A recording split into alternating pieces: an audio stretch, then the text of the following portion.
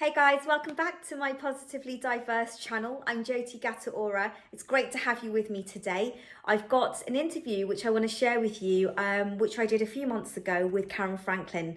She describes herself as a disruptive fashion lover. What does this all mean? Well, stay tuned, find out more about who Caryn Franklin is and about her involvement in sustainable clothing.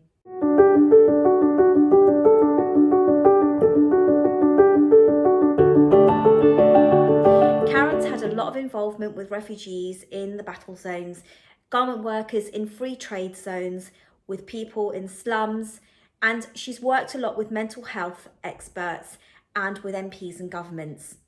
She's done so much extensive work on the topic of sustainable clothing. And I really hope that you find this interview interesting and you can take something out of it.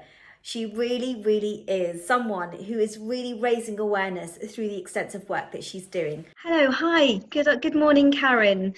So it's lovely to have Caryn Franklin with us today for our conversation and interview with the SB Shop. I'm Joti Gata Aura and I work in presenting for Samantha Bullock at the SB Shop, which is a marketplace for sustainable and inclusive brands. So Caryn Franklin, thank you so much for joining me today and just for us to have a little chat about what you do.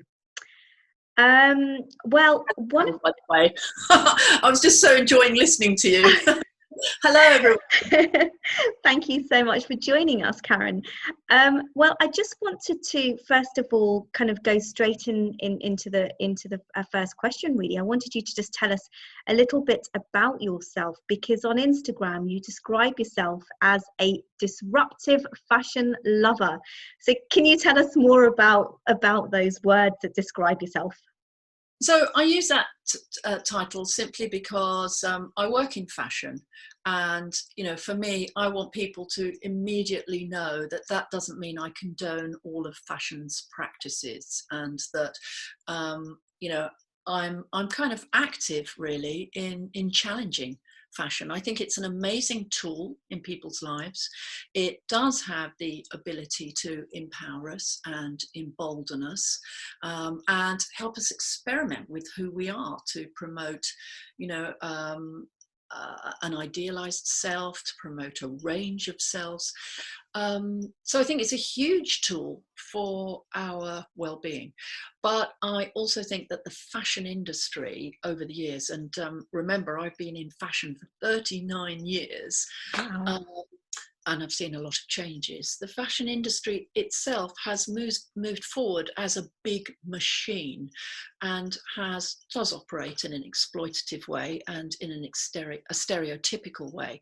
And so that's one of the areas that's always interested me from the day I sort of began my commercial practice. Well, before that, obviously, as a creative, as a student, starting with ID magazine, where it was always about identity.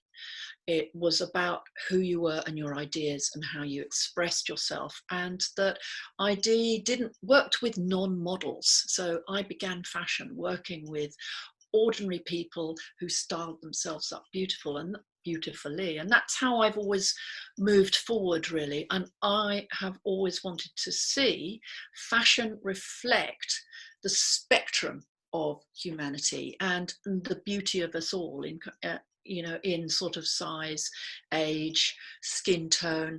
And although this wasn't my early remit, body difference, and broadening it out as far as we can. 30 years is an incredibly long time for you to be able to, 39. 39 years, to witness so many changes, whether they be big changes or small changes. Tell us, Caryn, what have been the significant changes that you've seen throughout those years?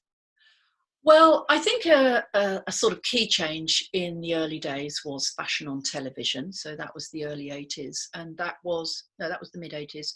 So I did a program called The Clothes Show for 12 years, which had 13 million viewers in the UK, but 157 million worldwide.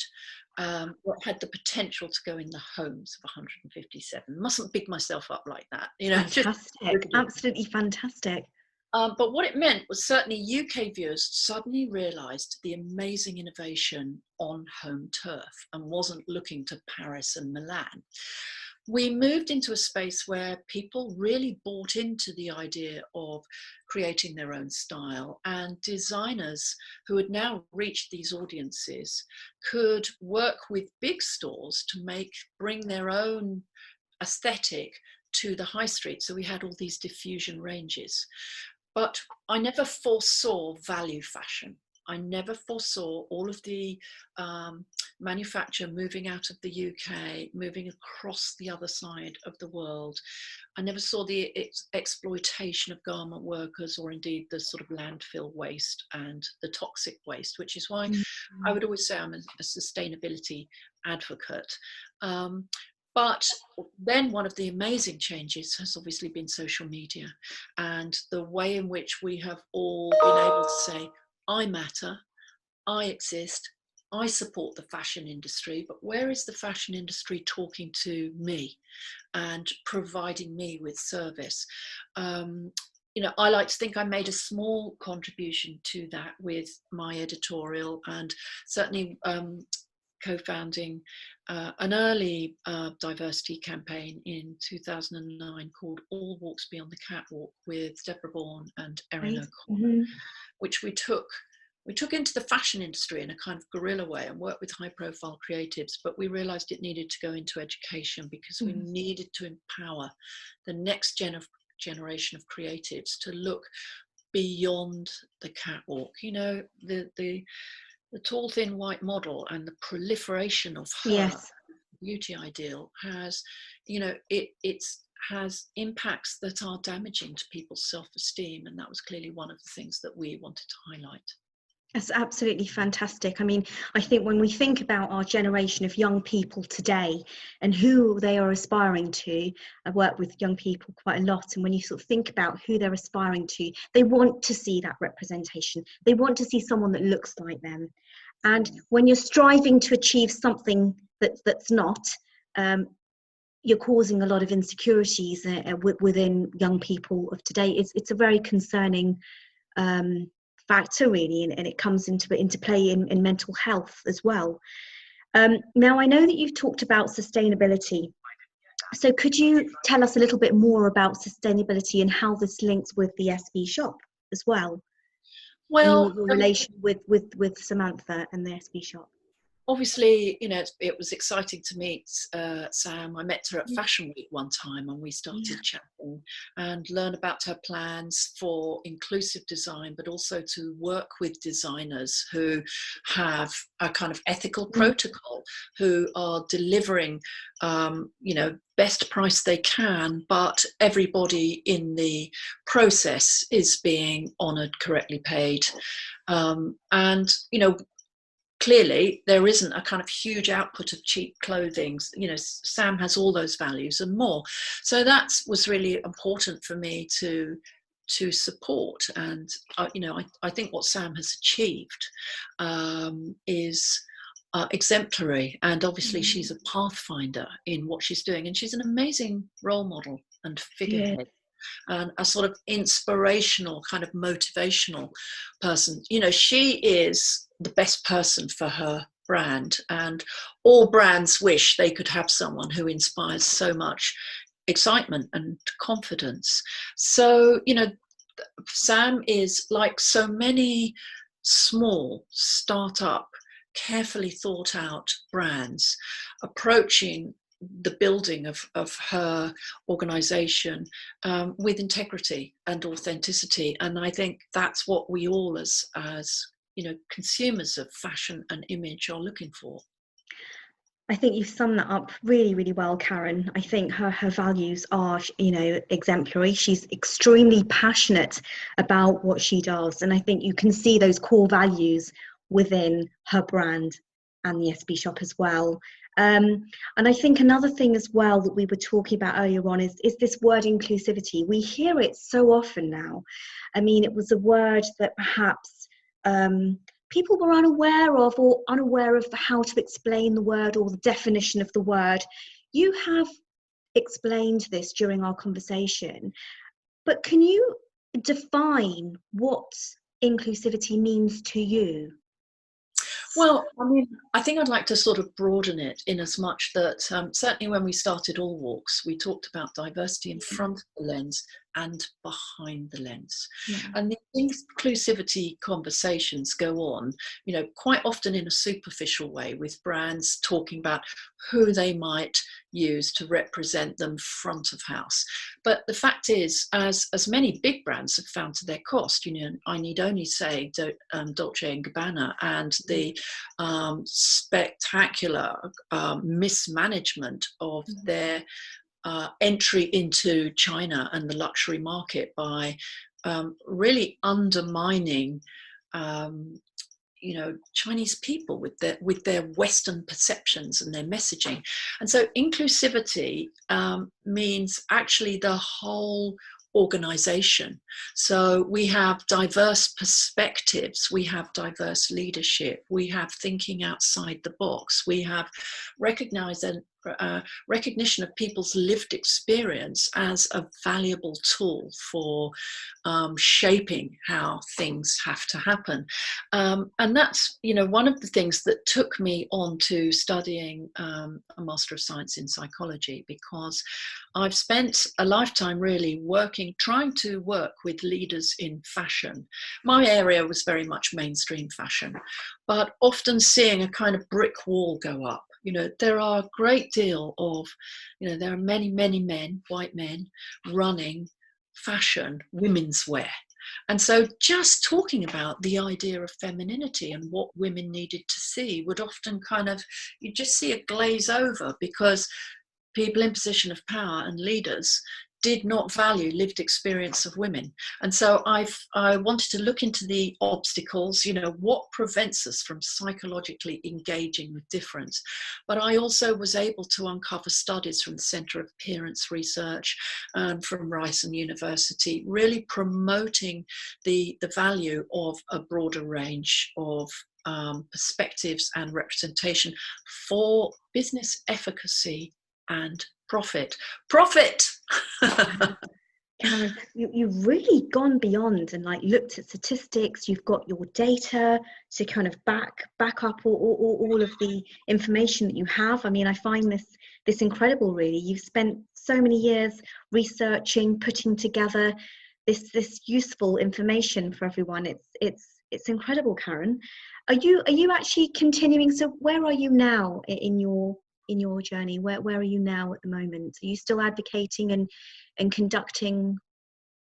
Well, you know, when it's a passion, you don't stop, do you? Yeah. So, you know, there are always sort of vehicles in which I can talk. I can rock up and endorse what they're doing and talk.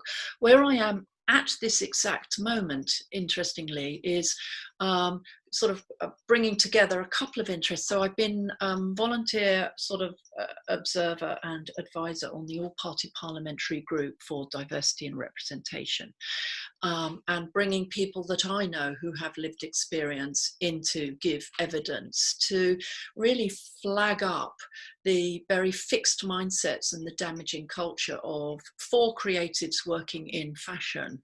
You know, if they are not white, if they are not able-bodied, if they are not cisgender, if they don't conform to a heteronormative process, so that we can see really, you know, the things that are being flagged up now, sort of global understanding at last around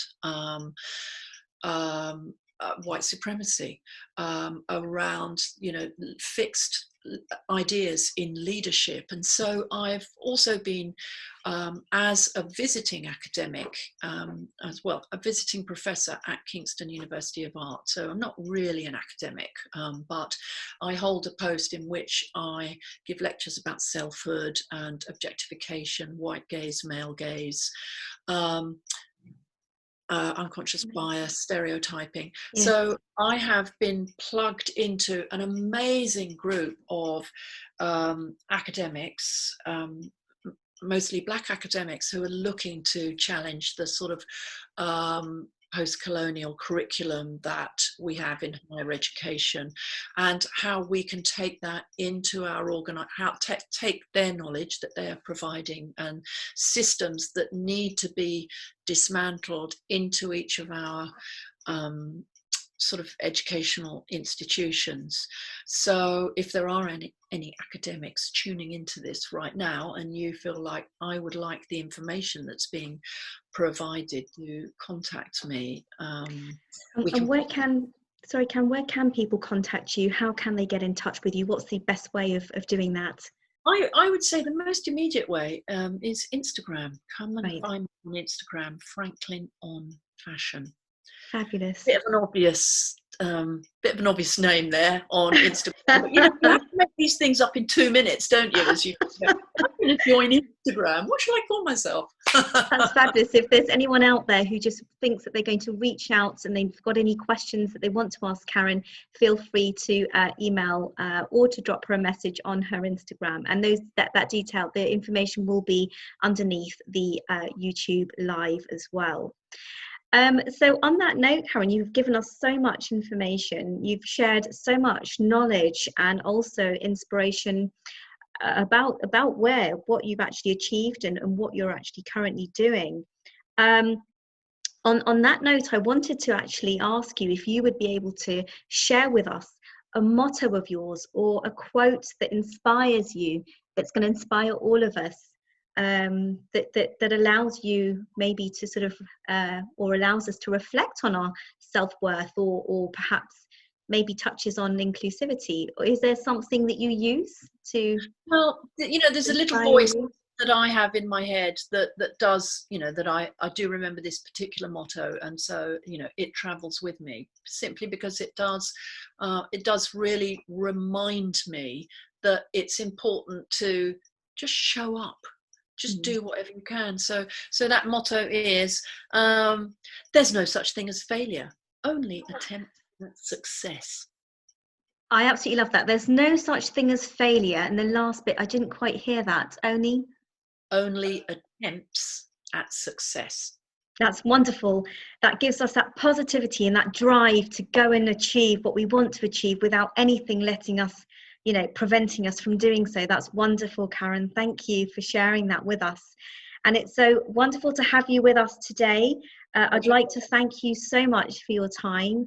And I'm sure we will be able to engage in further conversations at some point later on during the year. But many thanks for coming on today. Thanks, Joti. Bye, everyone. Thank you. Thank you guys for watching my YouTube channel. I hope you enjoyed the content for today. If there's something that you want to watch, something you want to see, something you want to hear, or you want to share a story with me, don't forget to pop it in the comments below. And if you like the video you saw today, don't forget to hit the like button below. Thanks for tuning in and see you next week.